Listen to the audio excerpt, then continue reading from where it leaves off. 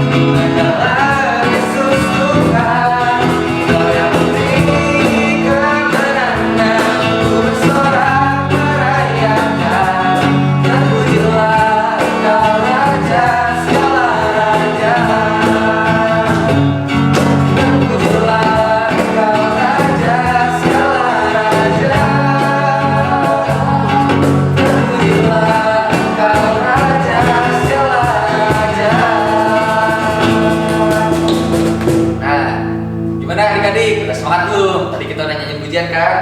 Nah, sebentar lagi kita bakal mendengarkan firman Tuhan. Mari adik-adik kita serius, kita tutup mata kita angkat tangan kita nyanyikan lagu Bisa Kan Hatiku Tuhan.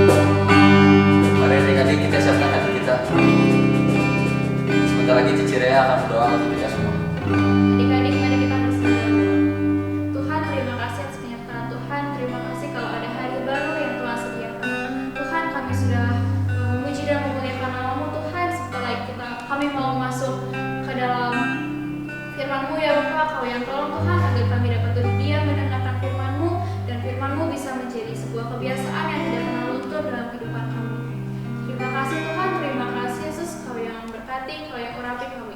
Hanya di dalam nama Tuhan Yesus kami sudah berdoa dan mengucap syukur. Haleluya. Amin. Shalom adik-adik, gimana nih? Udah siap kan buat dengerin firman Tuhan?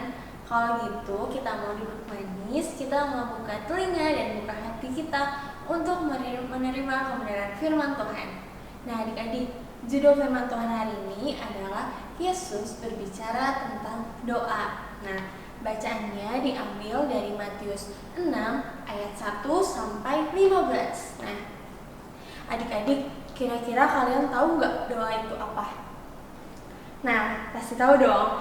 Doa itu adalah cara bagaimana kita untuk berbicara, untuk mengobrol, untuk mengadu sama Tuhan. Nah, kira-kira nih ya, kalian dalam sehari berapa kali berdoa? Jawab dalam hati ya. Nah, kita mau hitung bareng-bareng nih.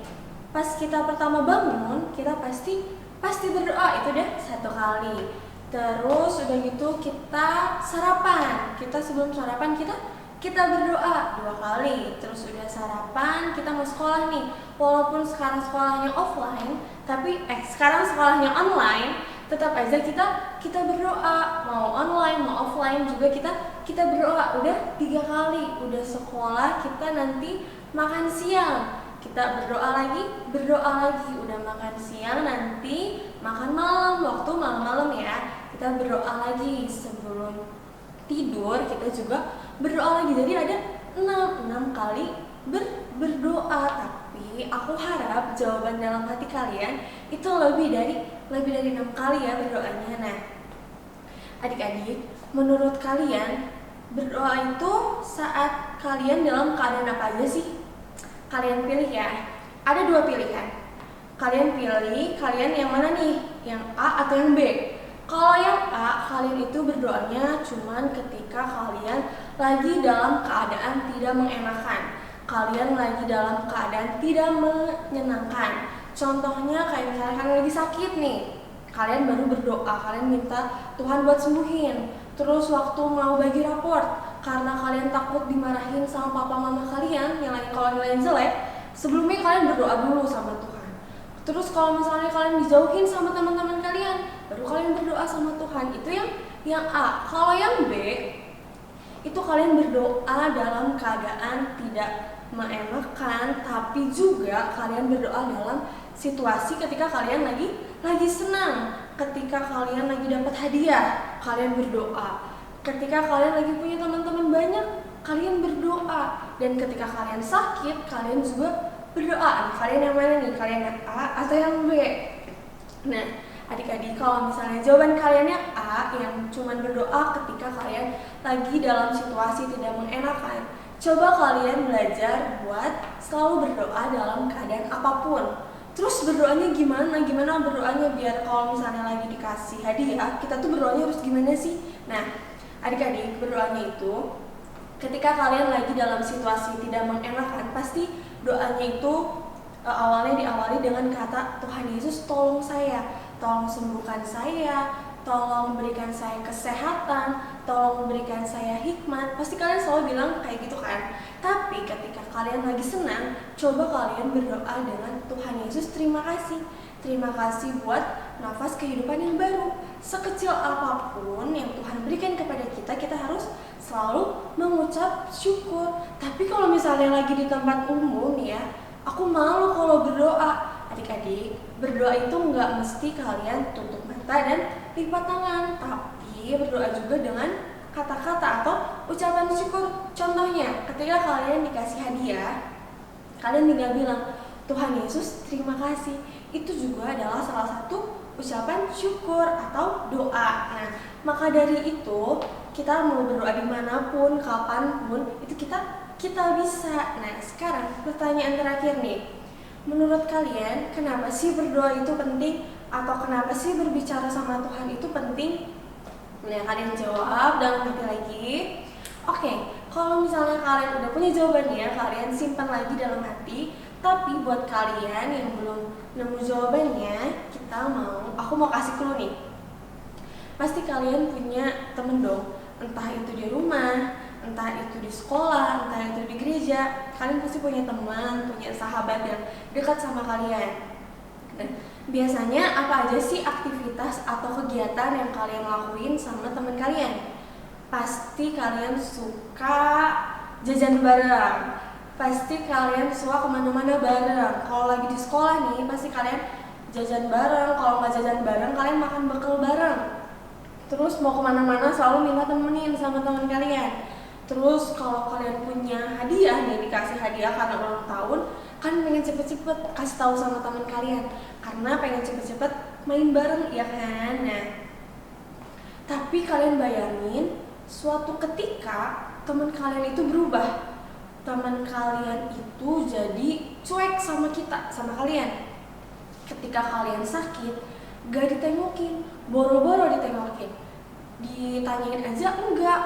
Terus misalnya kalian mau cerita tapi teman kalian nggak mau dengerin ceritanya, kalian pasti sedih. Mendingan yang tadi kan, mendingan yang ketika kalian sama teman kalian bisa tuker cerita, kalian bisa saling cerita, kalian bisa minta temenin, minta main bareng, mending kayak gitu kan. Itu sangat menyenangkan dibandingkan kalian yang tadi teman kaliannya cuek dan segala macam. Nah, terus hubungannya apa sama pertanyaan tadi?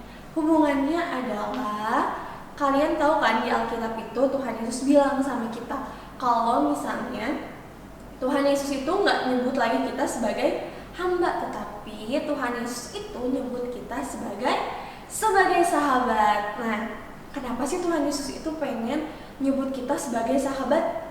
Karena Tuhan Yesus itu pengen deket sama kalian, sama aku, itu pengen deket, pengen cerita-cerita. Kita tuh kalau misalnya lagi dalam keadaan apapun, lagi dapat masalah, lagi dapat kado, dapat apapun, Tuhan Yesus tuh pengen kita cerita. Tuhan Yesus tuh pengen dekat sama kalian, karena Tuhan Yesus itu sangat sayang sama kalian. Tapi kan Tuhan Yesus tuh tahu kita mau jatuh, kita lagi keadaan kayak gini, Tuhan Yesus kan tahu. Bener banget, Tuhan Yesus tuh tahu banget. Jangankan kita dikasih hadiah, pensil kita patah pun Tuhan Yesus itu tahu. Mau misalnya besok kita dimarahin, Tuhan Yesus itu udah tahu duluan. Jangankan buat besok, seminggu, sebulan yang akan datang, tapi beberapa tahun kemudian Tuhan Yesus itu tahu tentang kita. Tuhan Yesus tahu cita-cita kita, nanti kita gedenya jadi apa ya, Tuhan Yesus sudah tahu. Tuhan Yesus sudah tahu nanti kita badannya bakal berubah nggak ya, Tuhan Yesus tuh tahu. Tapi Tuhan Yesus tuh pengen kita ngobrol sama Tuhan, kita meluangkan waktu dengan Tuhan. Tuhan Yesus tuh rindu dan pengen banget selalu deket sama kita. Nah, maka dari itu kita harus selalu berdoa, kita harus selalu mengucapkan rasa syukur kita atas pemberian kita, karena yang kalian bisa lihat di sekeliling kalian itu adalah pemberian Tuhan. Jangankan yang kalian bisa lihat, yang kalian gak bisa lihat pun kayak udara, angin, itu semua adalah milik Tuhan dan Tuhan kasih buat kita. Maka dari itu kita harus selalu bersyukur. Nah, kalau misalnya kalian bilang, tapi kan aku dikasih kado sama papa mama, bukan sama Tuhan, bukan dari langit tiba-tiba kadonya datang. Iya emang, tapi kalian harus lihat kalau misalnya mama papa kalian itu kan beli kado nih. Beli kado harus pakai apa? Harus pakai uang.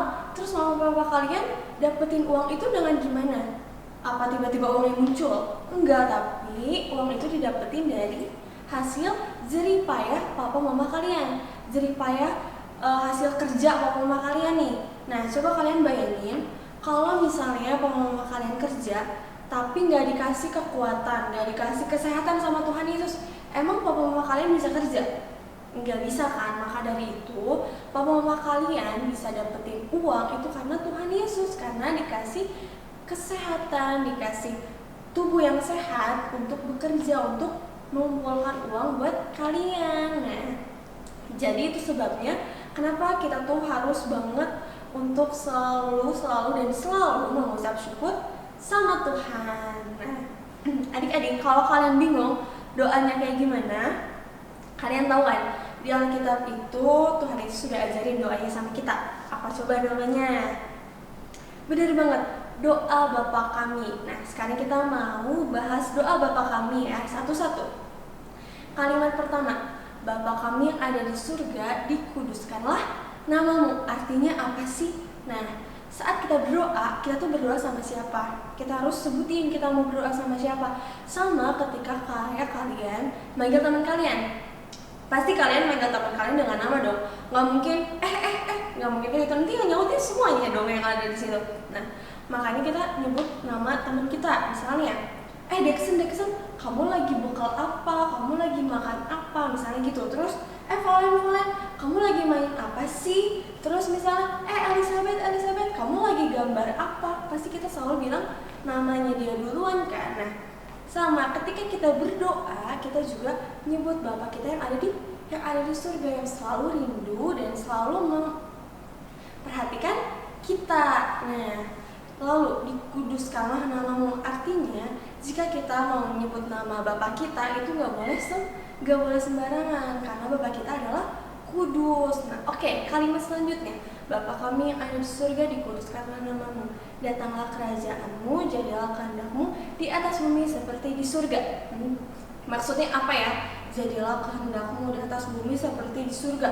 Nah, adik-adik, apapun keadaan kalian sekarang, apapun masalah kalian, apapun pergumulan kalian, itu terjadi karena seizin Tuhan. Kalian gak akan mungkin naik kelas kalau gak diizinin sama Tuhan. Kalian gak mungkin sakit kalau gak diizinin sama Tuhan. Tapi apapun keadaannya, Tuhan Yesus tuh punya maksud dan tujuan buat hidup kalian.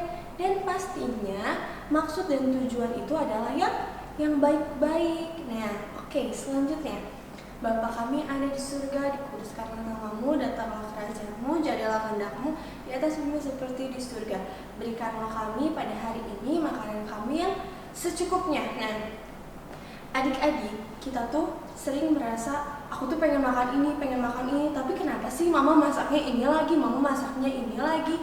Adik-adik, kita tuh harus selalu mengucap syukur, walaupun yang ada yang sama kita disediain itu lagi, atau yang kita nggak pengen hari itu, tetap aja kita harus makan. Kenapa? Karena belum tentu orang lain di luar sana itu bisa dapetin yang kita makan, bisa makan yang kita makan hari itu.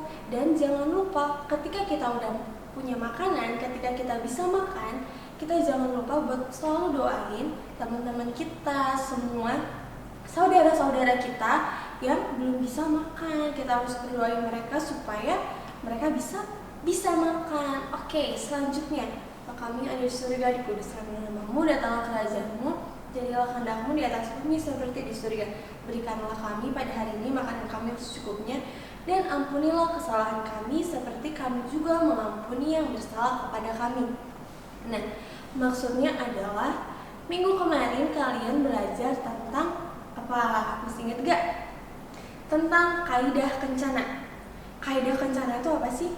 Kaidah kencana itu adalah kalau kalian mau diperlakuin A, ya kalian juga harus memperlakukan orang dengan A. Kayak gini nih. Ketika kalian pengen dihargain, kalian harus menghargai orang lain. Sama halnya dengan memaafkan. Ketika kalian pengen dimaafin sama Tuhan, ketika kalian baru berbuat dosa, kalian pengen minta ampun sama Tuhan karena kalian menyesal dan kalian berjanji buat gak ulangi lagi, kalian kan pengen bertobat nih, pengen minta ampun sama Tuhan. Nah, tapi sebelum kalian minta ampun sama Tuhan, kalian harus memaafkan orang yang bersalah sama kalian, orang yang berbuat salah sama kalian, baik itu disengaja maupun gak sengaja. Kalian harus terus maafin teman kalian. Kalau kalian juga mau dimaafin sama Tuhan Yesus ya. Nah, kalian tuh gak boleh jadi anak yang pendendam, karena Tuhan Yesus gak pernah ajarin kita buat jadi dendam, tapi kita harus selalu memaafkan orang lain. Nah, selanjutnya adalah, dan janganlah masukkan kami ke dalam pencobaan, tetapi lepaskanlah kami daripada yang jahat. Nah, artinya apa? Tapi kan kita belum di neraka, kita kan belum ada si roh-roh jahat, gimana dong? Nah, arti dari kalimat ini atau dari doa ini adalah, emang kita lagi di neraka, kita nggak bisa lihat si iblis di mana, kita emang nggak bisa lihat. Tapi ketika kalian misalnya lagi di rumah nih, kan masa-masa di rumah ya sekarang, Terus misalnya kalian yang punya adik atau kakak, terus ada barang yang punya adik atau kakak kalian, tapi kalian pengen pinjem nih, tapi orangnya lagi nggak ada, tapi kalian pengen pinjem gitu. Nah, terus kalian nunggu, tapi nunggunya kok lama gitu ya. Tiba-tiba ada bisikan-bisikan atau ada pikiran-pikiran, udah ambil aja nanti, baru kalau misalnya orangnya ada, baru kalian bilang aku minjem ini ya. Terus ada lagi pikiran-pikiran yang bilang, nah udah aja kamu pinjam tapi sebentar, jadi nanti kamu udah pinjam langsung cepet-cepet balikin, jadi nanti dia nggak tahu deh kalau ternyata kamu minjam. Nah, kalau misalnya ada pikiran-pikiran kayak gitu, kalian tinggal bilang tolak dalam nama Yesus. Kalian tolak dalam nama Yesus, karena apa?